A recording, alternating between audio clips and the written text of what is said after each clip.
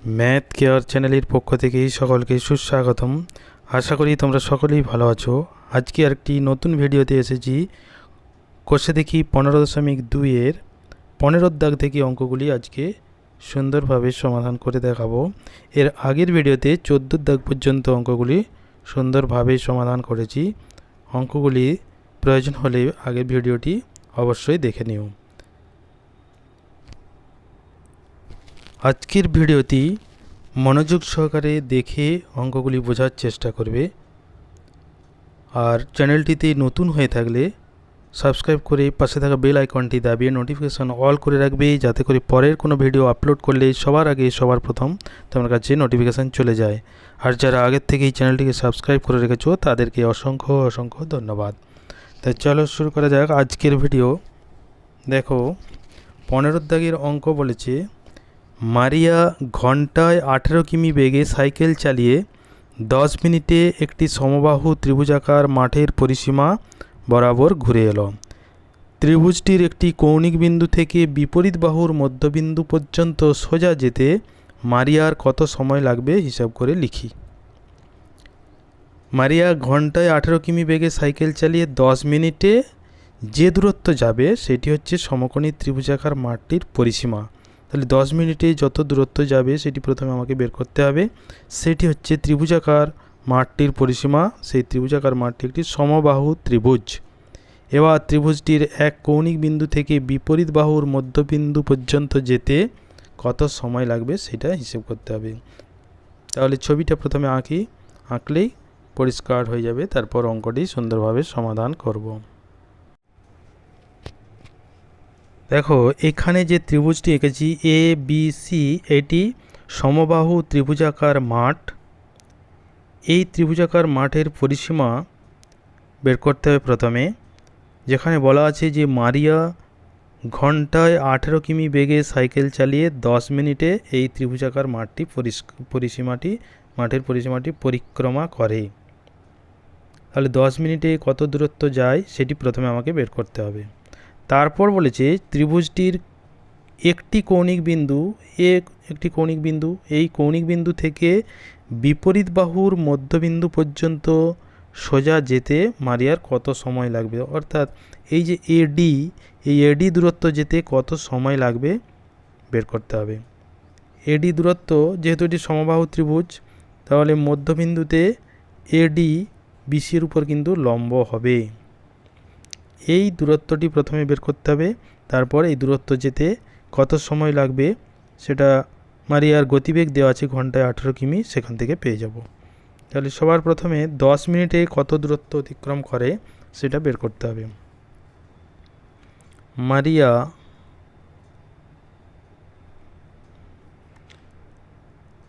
60 মিনিটে যায়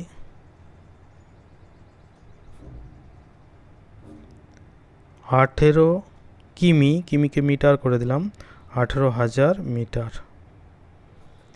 মারিয়া 1 মিনিটে যায় 18,000 বাই 60 মিটার।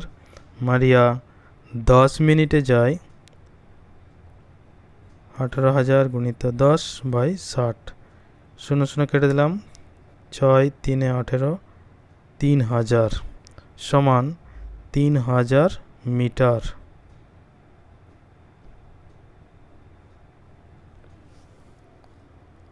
তাহলে সমবাহু ত্রিভুজাকার মাঠটির পরিসীমা পেয়ে গেলাম 3000 মিটার।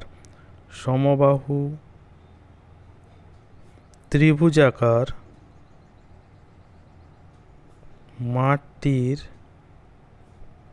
পরিসীমা সমান 3000 মিটার।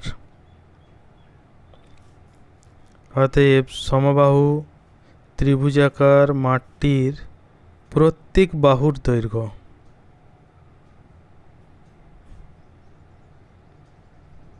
সমান 3000 ভাজিত 3 মিটার সমান 1000 মিটার। অতএব সমবাহু ত্রিভুজাকার মাঠটির প্রত্যেক বাহুর দৈর্ঘ্য পেয়ে গেলাম 1000 মিটার। পরিসীমা পেয়ে গেছি এবং প্রত্যেকটি বাহুর দৈর্ঘ্য পেয়ে গেছি। এবার যে কোনো একটি কৌণিক বিন্দু অর্থাৎ এ কৌণিক বিন্দু থেকে এ কৌণিক বিন্দু থেকে বিপরীত বাহুর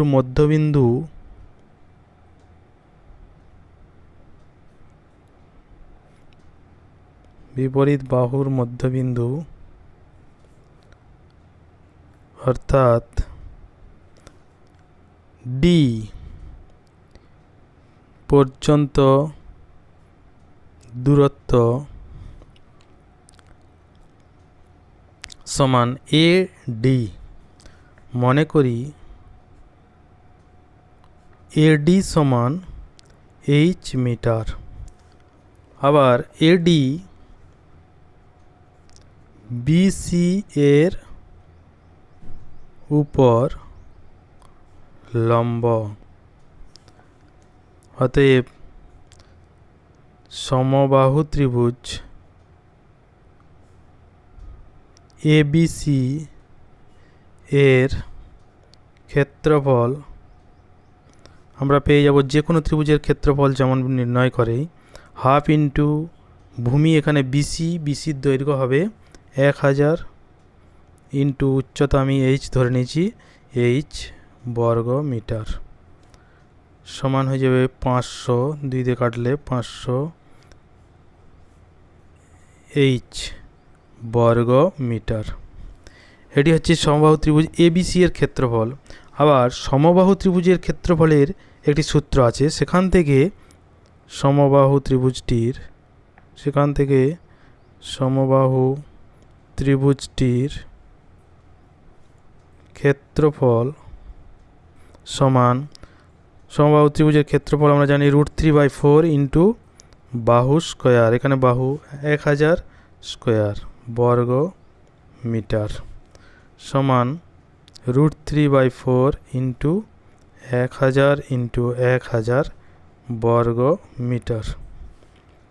4 দিয়ে যদি কেটে দিই 4 25 125 সমান হয়ে গেল √3 ইন্টু 250 ইন্টু 1000 বর্গ মিটার। তাহলে শর্তানুসারে এই 500 এই সমান এই ক্ষেত্রফল, শর্তানুসারে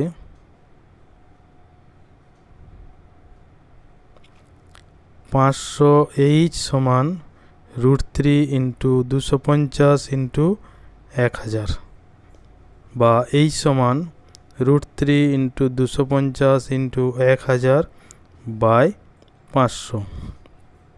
কাটাকাটি করে দিলে এটা 2 দিয়ে গুণ করলে পেয়ে যাব 500 √3 মিটার। তাহলে উচ্চতাটা পেয়ে গেলাম 500 √3 মিটার, অর্থাৎ এডির দৈর্ঘ্য 500 √3 মিটার। এই 500 √3 মিটার যেতে মারিয়ার কত সময় লাগবে সেটা হিসাব করতে হবে। মারিয়া 18,000 মিটার যায় 60 মিনিটে। মারিয়া 18,000 মিটার যায় 60 মিনিটে। 1 মিটার যায় 60/18,000 মিনিটে। 500 √3 মিটার যায় 60 গুণিত 500 √3 বাই 18,000। 0 দুটি, এই 0 দুটি কাটলাম, এই 0 0 কেটে দিলাম, তাহলে এখানে থাকলো 6 3 18 সমান 5 √3/3। এবার যদি এটাকে আমি √3 দিয়ে গুণ করে দিই তাহলে উপর নিচেও, তাহলে নিচে √3 চলে আসবে। আবার √3 মান দেওয়া আছে 1.732 প্রায়, সেটি যদি বসিয়ে সরল করে দিই তাহলে মানটি আমরা পেয়ে যাব 1.732 √3 মান। তাহলে 5/3 ইন্টু √3। এবার √3 মান 1.732 আর 5/3 যদি হিসেব করি তাহলে চলে আসবে 5কে ভাগ করি 3 দিয়ে, 3 একে 3, 2 থাকলো 0.3 6 18, 2 3 6 18। তাহলে পেয়ে যাব 1.66 ইন্টু 1.732। এই দুটি যদি গুণ করে দিই সরলটা পেয়ে যাব। তাহলে 1.732 1.66, 6 দুগুণে 12, 3 6 18, একে 19, 7 42, 43, 6 6, 4 10, একই হয়ে যাবে 2 9 3 0 1, 1 দিলে 2 3 7 1, 2 9 2 11, 9 2 11, 12 13 14, 3 3 6 7 7 2। তাহলে দেখো এখানে 2 9 2 11, 3 9 3 12 দিয়ে 14 একে 15, 1 3 3 6 একে 7, 7 একে 8, 2 1 2 3 4 5, 1 2 3 4 5, এখানে দশমিক, তাহলে হয়ে গেল 2.875। এবার যদি এটাকে আমি 2.88 করে দিতে পারি, 2.88 সমান হয়ে যাবে 2.88 প্রায়। এটি যদি 1.732 মান দেওয়া ছিল, যদি না দেওয়া থাকে তাহলে এটি বসিয়ে দিলেই হবে যে এত মিনিট। তাহলে মারিয়ার এক কৌণিক বিন্দু থেকে বিপরীত বাহুর মধ্যবিন্দুতে যেতে এই সময়টি অর্থাৎ 2.888 প্রায় 8 মিনিট লাগবে প্রায়। ঠিক আছে, তারপর পরের অঙ্ক অর্থাৎ 16 দিকের অঙ্কে চলে এসো।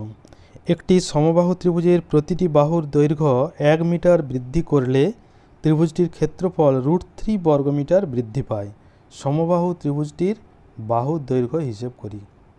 তাহলে প্রথমে ত্রিভুজটির বাহুর দৈর্ঘ্য আমি ধরে নিই a মিটার, তখন সমবাহু ত্রিভুজটির ক্ষেত্রফল হিসাব করব। আবার সমবাহু ত্রিভুজটির প্রতিটি বাহুর দৈর্ঘ্য 1 মিটার বৃদ্ধি করলে তখন বাহুর দৈর্ঘ্য হয়ে যাবে a + 1 মিটার, তখন ত্রিভুজটির আবার ক্ষেত্রফল নির্ণয় করব। প্রথমের ক্ষেত্রফল অপেক্ষা পরের ক্ষেত্রফল √3 বর্গমিটার বেশি, তাহলে শেষের ক্ষেত্রফল মাইনাস প্রথমের ক্ষেত্রফল সমান √3, সেখান থেকে সমবাহু ত্রিভুজটির বাহুর দৈর্ঘ্য সহজেই পেয়ে যাব। তাহলে মনে করি সমবাহু ত্রিভুজটির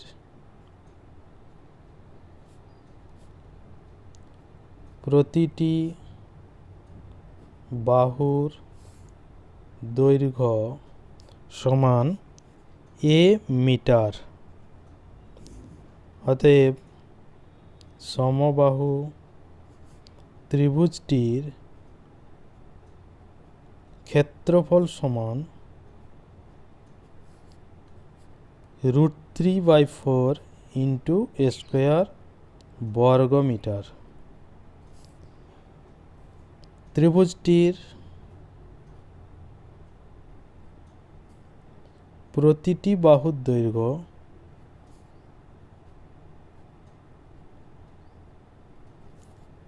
1 মিটার বৃদ্ধি করলে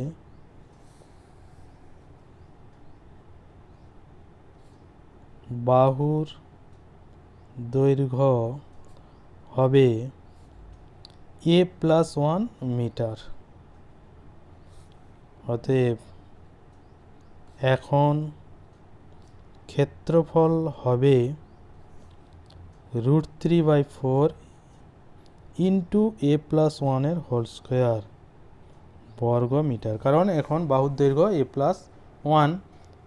সমবাহু ত্রিভুজের ক্ষেত্রফলের সূত্র আমরা জানি √3/4 ইন্টু বাহু স্কোয়ার, এককটি বর্গ, একক এখানে বর্গমিটার। শর্তানুসারে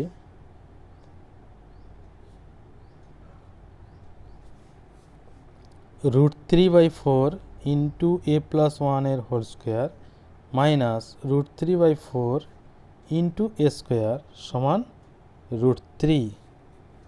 এখান থেকে সরল করে এর মান নির্ণয় করব, বা √3/4 আমি যদি কমন নিয়ে নিই তাহলে ভিতরে থাকবে a + 1 এর whole square minus a square সমান √3, বা এই √3/4কে আমি ডান দিকে নিয়ে যাই, a+1 এর whole square minus a square সমান √3 ইন্টু 4/√3, এই √3 ক্যান্সেল হয়ে গেল। বা এটি যদি সূত্রে ভেঙে দিই, a square plus 2 into a into 1 plus 1 square minus a square যেমন আছে থাকলো সমান 4, a square minus a square cancel হয়ে গেল, এখানে থাকলো 2a প্লাস 1 সমান 4, বা 2a সমান হয়ে যাবে 4 মাইনাস 1 সমান 3, বা a সমান পেয়ে যাব 3/2 সমান 1.5। তাহলে সমবাহু ত্রিভুজটির বাহুর দৈর্ঘ্য পেয়ে গেলাম 1.5 মিটার। অতএব সমবাহু ত্রিভুজটির বাহুর দৈর্ঘ্য সমান 1.5 মিটার। খুবই সহজ অঙ্ক, ঠিক আছে। তারপর 17 অঙ্ক দেখো, একটি সমবাহু ত্রিভুজ এবং বর্গক্ষেত্রের ক্ষেত্রফলের অনুপাত √3:2। বর্গক্ষেত্রটির কর্ণের দৈর্ঘ্য 60 সেমি হলে সমবাহু ত্রিভুজটির পরিসীমা হিসেব করে লিখি। তাহলে সমবাহু ত্রিভুজটির পরিসীমা, যদি সমবাহু ত্রিভুজটির বাহু বের করতে পারি তাহলে পরিসীমা পেয়ে যাব। তাহলে সমবাহু ত্রিভুজের বাহু যদি আমি ধরে নিই a, তাহলে তার পরিসীমা ক্ষেত্রফল সব কিছু হিসেব করা যাবে। এবার সমবাহু ত্রিভুজের ক্ষেত্রফল পেয়ে যাব বাহুর দৈর্ঘ্য a ধরলে। বর্গক্ষেত্রের বাহু জানা থাকলেই পেয়ে যাব। এবার বর্গক্ষেত্রটির কর্ণের দৈর্ঘ্য দেওয়া আছে 60 সেমি, সেখান থেকে প্রথমে বর্গক্ষেত্রের বাহুটি বের করে নিই। সমবাহু ত্রিভুজের বাহু ধরে নিলাম, বর্গক্ষেত্রের বাহু বের করে নিলাম। তাহলে সমবাহু ত্রিভুজের ক্ষেত্রফল এবং বর্গক্ষেত্রের ক্ষেত্রফল পেয়ে যাব, তাদের অনুপাত সমান √3:2। সেখান থেকে সমবাহু ত্রিভুজের বাহুটি পেয়ে যাব। সমবাহু ত্রিভুজের বাহু পেয়ে গেলেই তার পরিসীমা সহজেই হিসেব হয়ে যাবে, ঠিক আছে। তাহলে প্রথমেই মনে করি সমবাহু ত্রিভুজটির প্রতিটি বাহুর দৈর্ঘ্য সমান a সেমি।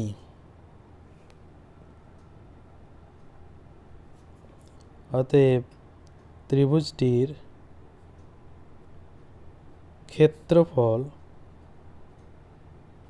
সমান √3/4 ইন্টু a স্কোয়ার বর্গ সেমি। বর্গক্ষেত্রের কর্ণের দৈর্ঘ্য দেওয়া আছে, বর্গক্ষেত্রটির কর্ণের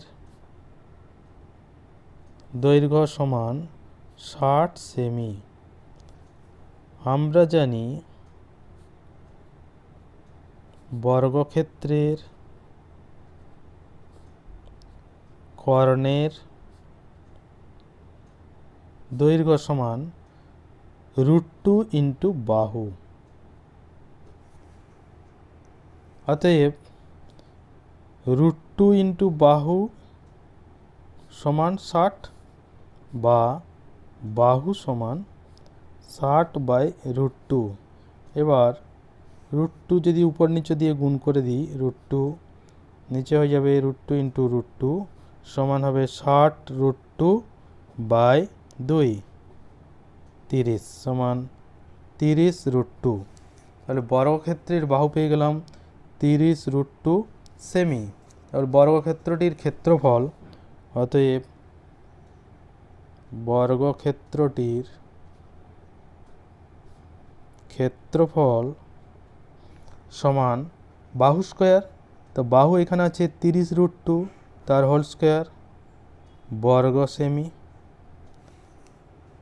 ত্রিভুজটির ক্ষেত্রফল পেয়েছিলাম √3/4 ইন্টু a স্কোয়ার, বর্গক্ষেত্রটির ক্ষেত্রফল পেয়ে গেলাম √30√2 তার হোল স্কোয়ার বর্গ সেমি। তাহলে শর্তানুসারে সমবাহু ত্রিভুজের ক্ষেত্রফল এবং বর্গক্ষেত্রের ক্ষেত্রফলের অনুপাত দেওয়া ছিল √3:2। তাহলে শর্তানুসারে পেয়ে যাব √3/4 ইন্টু স্কোয়ার = 30√2 তার হোল স্কোয়ার সমান √3/2। এবার অনুপাতকে যদি ভগ্নাংশ বা অনুপাত সমান আমরা জানি ভাগ হয়, বা √3/4 ইন্টু স্কোয়ার, ভাগটা গুণ হয়ে গেলে উল্টে যাবে, বাই 30√2 হোল স্কোয়ার সমান √3/2। এবার √3 ডান দিক বাম দিক ক্যান্সেল হয়ে গেল। এটি যদি সরল করি, a²/4 into 30 into 30 into √2 whole square সমান 2 সমান 1/2। এই 2 2 ক্যান্সেল হয়ে গেল, বা a² সমান পেয়ে যাব 4 ইন্টু 30 ইন্টু 30, বা a সমান পেয়ে যাব √4 ইন্টু 30 ইন্টু 30 সমান হয়ে যাবে 4 থেকে 2 গুণিত 2 হয়, তাহলে 2 একটা 30 বাইরে চলে আসবে, হয়ে গেল। বা a সমান পেয়ে যাব 60 সেমি। এ হচ্ছে সমবাহু ত্রিভুজটির প্রতিটি বাহুর দৈর্ঘ্য। তাহলে সমবাহু ত্রিভুজটির পরিসীমা, অতএব সমবাহু ত্রিভুজটির প্রতিটি বাহুর দৈর্ঘ্য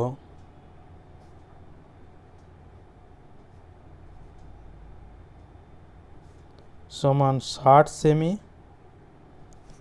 অতএব সমবাহু ত্রিভুজটির পরিসীমা, আমরা জানি পরিসীমা 3 গুণিত বাহুর দৈর্ঘ্য, তাহলে 3 গুণিত 60 সেমি, যেহেতু সমবাহু ত্রিভুজের 3টি বাহুর দৈর্ঘ্য সমান, 3 × 6 = 18, 180 সেমি। খুবই সহজ অঙ্ক, ঠিক আছে। তাহলে অঙ্কগুলি খুবই সহজ সরল পদ্ধতিতে সমাধান হয়ে গেল। তাই ভিডিওটি শেয়ার করে বন্ধুদের দেখার সুযোগ করে দেবে, এই আশা রাখছি। তারপর চলো পরের অঙ্কে 18 দাগের অঙ্ক দেখো। একটি সমকোণী ত্রিভুজের অতিভুজের দৈর্ঘ্য এবং পরিসীমা যথাক্রমে 13 সেমি এবং 30 সেমি। ত্রিভুজটির ক্ষেত্রফল হিসাব করে লিখি। তাহলে এটি একটি সমকোণী ত্রিভুজ, তার অতিভুজের দৈর্ঘ্য অর্থাৎ একটি বাহুর দৈর্ঘ্য দেওয়া আছে এবং পরিসীমা দেওয়া আছে 30 সেমি, অতিভুজের দৈর্ঘ্য 13 সেমি। তাহলে অপর যে দুটি বাহু তাদের যোগফল বা সমষ্টি 30 থেকে 13 বিয়োগ করে দিলে পেয়ে যাব। এবার এই ত্রিভুজটির ক্ষেত্রফল হিসাব করতে হবে। তাহলে প্রথমে ধরে নিই, মনে করি সমকোণী ত্রিভুজটির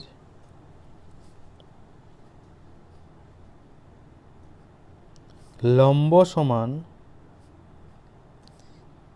a সেমি, ভূমি সমান b সেমি। অতিভুজ তো দেওয়া আছে, অতিভুজ সমান 13 সেমি। ত্রিভুজটির পরিসীমা সমান 30 সেমি। অতএব a প্লাস b অর্থাৎ লম্ব প্লাস ভূমির দৈর্ঘ্য হবে 30 - 13 সেমি সমান 17 সেমি। তাহলে a প্লাস b এর দৈর্ঘ্য পেয়ে গেলাম 17 সেমি। তাহলে a প্লাস b যদি 17 হয়, এখান থেকে এবার ত্রিভুজটির ক্ষেত্রফল নির্ণয় করতে হবে।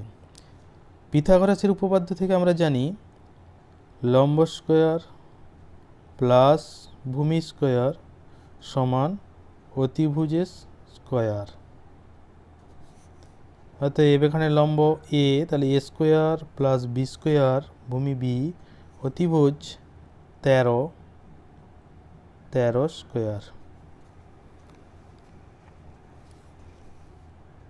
এটাকে আমরা যদি একটি সূত্রে ভেঙে দিই, স্কোয়ার প্লাস বি স্কোয়ারের সূত্র জানি এ প্লাস বি তার হোল স্কোয়ার মাইনাস 2ab, যেহেতু এ প্লাস বি সমান 17 পেয়েছি সেটি আমি এখানে বসিয়ে দিতে পারবো, সমান 13 গুণ করলে 169। এ প্লাস বি এর মান বসিয়ে দিই 17 হোল স্কোয়ার মাইনাস 2ab সমান 169, বা 17 গুণ করলে হয় আমরা জানি 289। গুণ করে দেখে নিই, 7 17 119, 17 9 289, 17 গুণ করে তাহলে হয়ে গেল 289 মাইনাস 2ab সমান 169, বা মাইনাস 2ab সমান 169 মাইনাস 289, বা মাইনাস 2ab সমান বিয়োগ করলে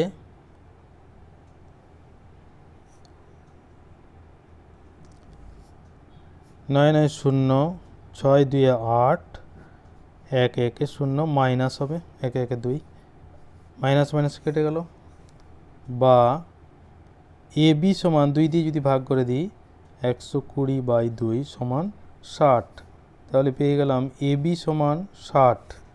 এবার সমকোণী ত্রিভুজটির ক্ষেত্রফল, সমকোণী ত্রিভুজটির ক্ষেত্রফল সমান, ক্ষেত্রফলের সূত্র আমরা জানি 1/2 গুণিত ভূমি গুণিত উচ্চতা। এখানে উচ্চতা হচ্ছে লম্ব, ভূমির মান 1/2 গুণিত ভূমি বি গুণিত লম্ব এ সমান 1/2 এ বি। এ বির মান আমরা পেয়েছি 60, সমান বসিয়ে দেবো 1/2 গুণিত 60, 30 দুগুণে 60 সমান 30 বর্গ সেমি। তাহলে ত্রিভুজটির ক্ষেত্রফল পেয়ে গেলাম 30 বর্গ সেমি। খুবই সহজ সরলভাবে অঙ্কটি সমাধান হয়ে গেল। ভিডিওটি প্রথম থেকে শেষ পর্যন্ত দেখার জন্য সকলকেই অসংখ্য ধন্যবাদ। সবাই ভালো থাকবে।